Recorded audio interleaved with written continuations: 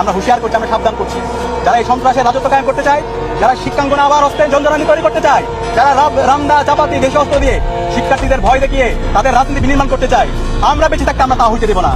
বিশ্ববিদ্যালয়ের সর্বোচ্চ অভিভাবক ভিসিকে ফোন দিলাম, ডক্টরকে ফোন দিলাম, প্রভূত স্ট্যান্ডিং কমিটির যিনি দায়িত্বে আছেন সভাপতি ওনাকে ফোন দিলাম, কেউ রেসপন্স করে নাই।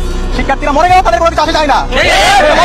আমরা দেখতে পেয়েছি সেই আওয়ামী আমলের যে মাকসুদ কামাল বিশ্ববিদ্যালয়ের ভিসি ছিল, ফেসিস ভিসি, যে বহিরাগত সন্ত্রাসীদেরকে নিয়ে এসে ছাত্রলীগ, যুবলীগ, আওয়ামী লীগ এবং পুলিশ সহ খুনি হাসিনার পেটো বাহিনী নিয়ে এসে আমাদেরকে হামলা করেছিল, আমাদের ভাই বোনদেরকে মেরে রক্তাক্ত করেছিল। তার প্রতিচ্ছবি আজকে আমরা শাহবাগ থানায় দেখতে পেয়েছি। আমরা হুঁশিয়ার করছি, আমরা সাবধান করছি। যারা এই সন্ত্রাসের রাজত্ব কায়েম করতে চায়, যারা শিক্ষাঙ্গনে আবার অস্ত্রের ঝঞ্ঝানি তৈরি করতে চায়, যারা রামদা চাপাতি দেশে অস্ত্র দিয়ে শিক্ষার্থীদের ভয় দেখিয়ে তাদের রাজনীতি বিনির্মাণ করতে চায়, আমরা বেঁচে থাকতে আমরা তা হইতে দেব না। আমরা বেঁচে থাকতে আমরা এই সন্ত্রাস কায়েম হতে দিব না। ক্যাম্পাসে শিক্ষার্থীদের অধিকার আমরা নিশ্চিত করবো। কেউ যদি গণরম তৈরি করতে চায়, কেউ যদি গ্যাসরুম তৈরি করতে চায়, কেউ যদি রামদা দিয়ে আমার ভাইকে মেরে তার অধিকার হরণ করতে চায়, আমরা বেঁচে থাকতে তা হইতে দিব না।